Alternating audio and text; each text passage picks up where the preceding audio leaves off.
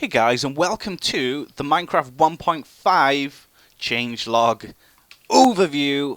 I'm going to run through everything that's been implemented in the new 1.5.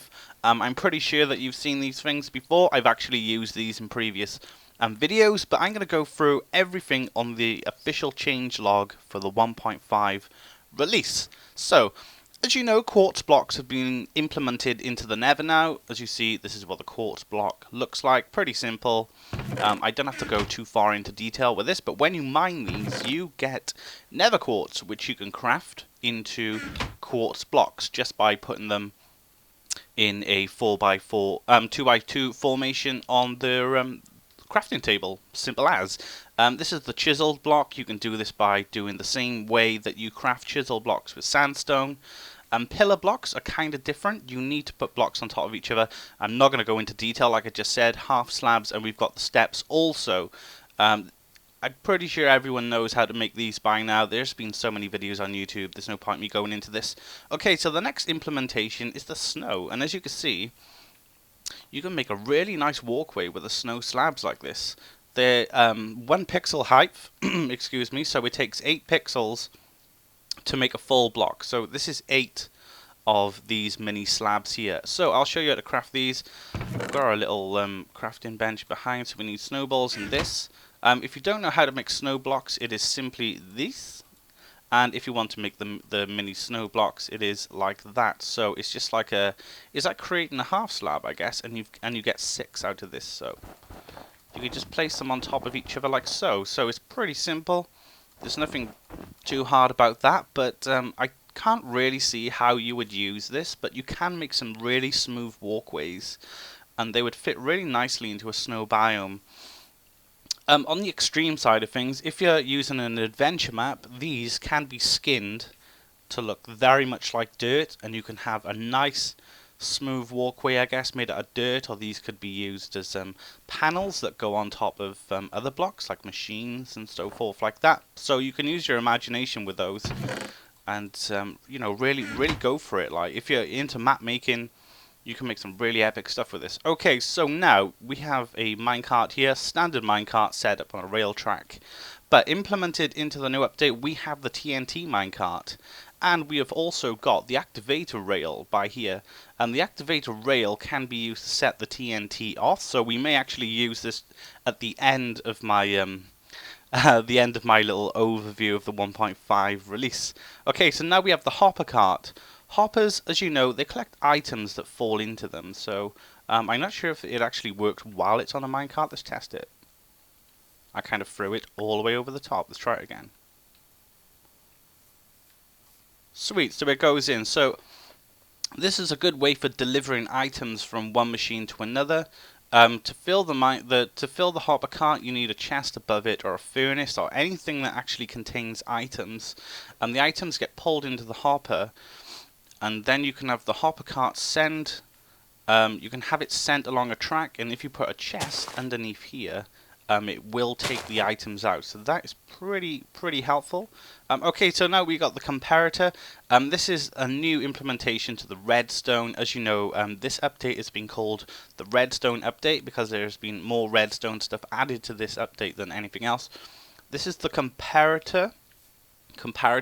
What it does, it compares 2 signals, and you can configure it to actually release a pulse or a signal, a straight signal, whether a signal is stronger than another. That's the basic understanding of this. You can use this on many other machines. I've seen people create automatic furnaces using these, where the furnace is restocked once items are cooked up and so forth like that. Moving on again, we have the trap chest. The trap chest, you could tell, has got a little bit of a redness around the actual handle here, the latch of the chest. And you can put a redstone signal from it. And by here I've got a quartz block that is taking the signal and a redstone lamp on top. So when we open this, if I can stand in the correct place, the light turns on right by here, as you can see. So a signal travels through here. If you can actually see, no, you can't actually. You can see the damn, I can't stand in the correct place. But as you can see, the light turns on and the animation on the redstone happens. Okay, so now we have the weighted pressure plates. The gold pressure plate, it functions when so many items are landing on it. Therefore, when it hits like when 4 items are on it, you'll get a signal that corresponds to the amount of weight on it, if that totally makes sense. So the more items on it, the stronger the signal, and with a steel one, you need more items on it to give a signal. So this the steel one needs more items in order for it to send a redstone signal. The gold one doesn't need so many items. I think this one starts off with 4 items and then it gives a signal. And I think the steel one is 8 items, but don't quote me on that. So that's pretty much that. Okay, so now we've got the redstone block. I like to call it a portable energy block. You can place it anywhere and it will power up any contraptions. You can actually use this in conjunction with a sticky piston too, so you can retract it and so forth like that. If you remember, my automatic lights over there, it's actually in that design. Make sure you check out my videos on my channel for that. Now we've got the hopper. We touched on the hopper just a moment ago, but self-explanatory. Items land in it and then the hopper keeps them in here, and they'll disperse them into a chest or a furnace or so what. Whatever you want it to go in, basically. So we've got the light sensor now. This gives off a signal depending on what time of day it is. When the sun is at its highest, it actually gives a bigger signal. When the sun is at its lowest, it gives a much weaker signal. So you can use this. Say you want to light up your town and you've got some redstone lamps like I've got over there, and you want something that would trigger them off at night time. This works perfectly. Okay, so now we have, if I just hop in here, you can now make nether bricks by putting nether rack into a furnace, and what will happen, it will cook up the nether bricks. So let's wait for this to happen. Boosh, and we've got nether brick. It takes 4 of these to make an actual nether brick block. They're both called nether bricks, but the one is a nether brick, physically a nether brick, and the other one is a nether brick block. Let me just turn my music down, this is quite loud now. Okay, so before we go on to the last one, which is to do with the anvils and naming items, if you wanted to make, say for example, a automatic furnace, what you can do is this. And then put that on top here. And what you could do, you can put coal in here. And you could fill this up with coal, every single slot. And it will always make sure that your furnace is topped up with coal. That is a perfect idea.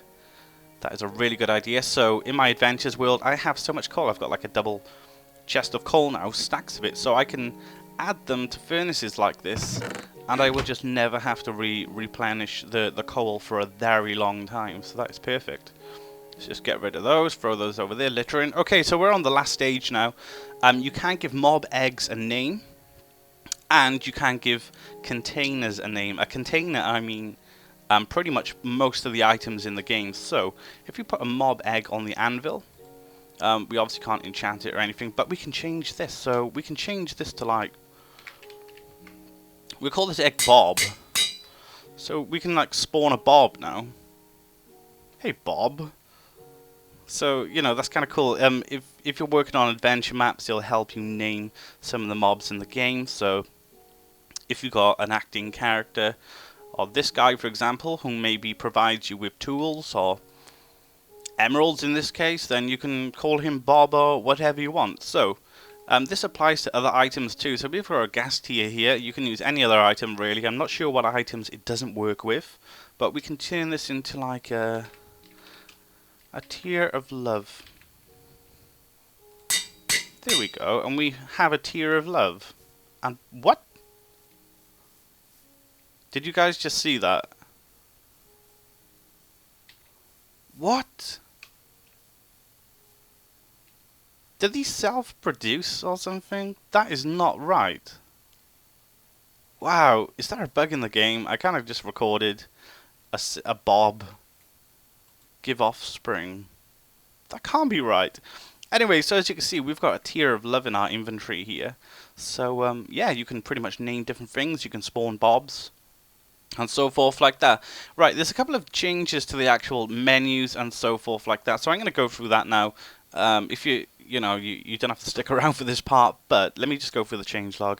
Okay, so now you can have scoreboards by using a command which is called /scoreboard. I don't think it'll bring anything up at the moment because I don't have anything configured. Okay, I spelled that in capitals.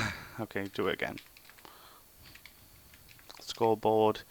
Yeah, it doesn't do anything at the moment because I don't have anything set up. Okay, so the next thing is inventory management has been changed. So if you come down here, crafting has been changed, sorry.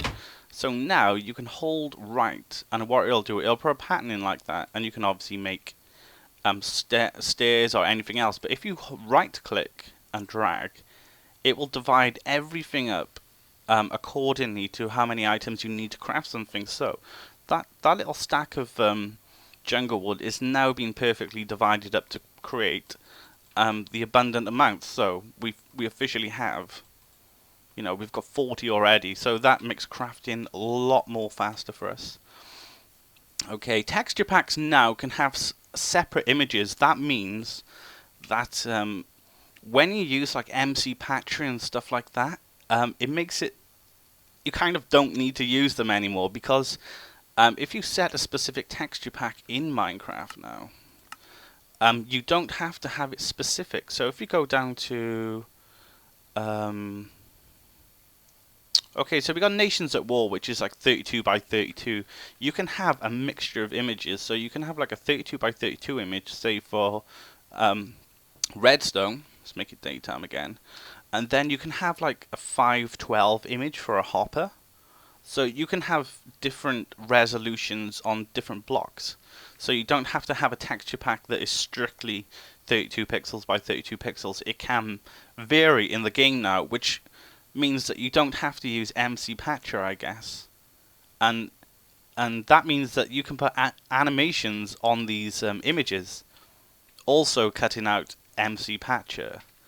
So that is going to make it a lot easier for you guys to install texture packs in the future, which I'm really excited about because there is nothing more annoying than having to try and configure MC Patcher, and sometimes it doesn't work, and then you have to unpatch Minecraft and repatch it. So that just cuts out the whole effort of you doing that. So unless MC Patcher pulls something out now, you officially don't really need to use it. So that's kind of good news. Where else is there? More. Okay, there's more detailed death messages. So if someone was to punch you off a mountain and you fell off the mountain, down here in the where you usually get the dialogue when you die, it will say the person who punched you off the mountain and say that you fell from a great height, which is really cool. So there's more there's more dialogue when you die. So there's nothing wrong with that, I guess, is it? It's more fun to the game.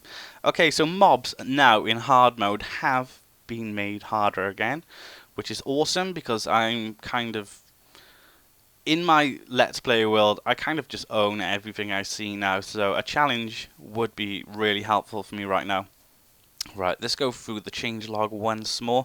Okay, so lighting has been changed. There is now 3 different stages. So we've got lighting off, which just makes everything so derpy, and there's no shadow or anything. Everything is just a solid color. This is like the alpha days of Minecraft before the lighting engine was implemented. So we could change this again to, we've got minimal lighting. This is very slight. As you can see, there's a slight dark line in here where the shading would be, where the shading would be in the corner here. There's a little bit of shading under here. It's a perfect circle though.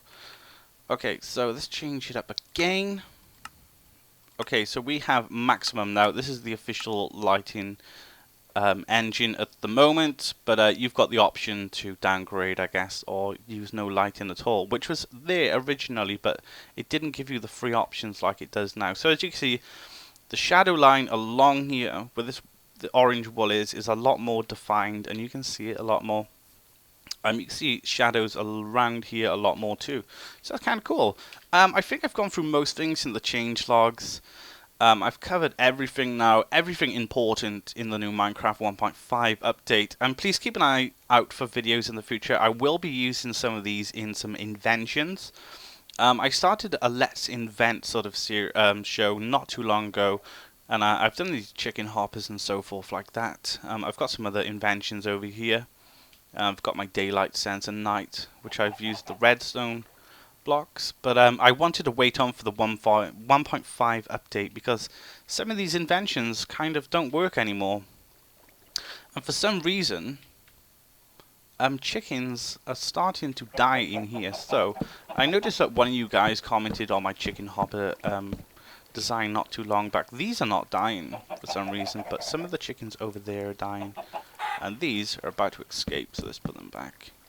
So I'm going to revamp this chicken hopper design, and that's going to be one of my new Let's Invents, I guess, not Let's Builds. Anyway, guys, I'm going to call this video done. Hope you'd enjoy this. Any questions, please let me know in the comments below. But I didn't want to go into too much depth because pretty much every single YouTuber out there has got a video out on one of these things you can see here. So I just rush through them really quickly, and I think that's it. Yeah, that's cool. I've done it all. And this guy, Bob, I have no idea why he had his own offspring. I don't even know where his offspring's gone now. He just ran off into the distance. Anyway, guys, I want to say thanks for watching. Make sure you hit that thumbs up if you've enjoyed. And subscribe if you haven't to keep on top of the content. And thanks for watching, and peace out.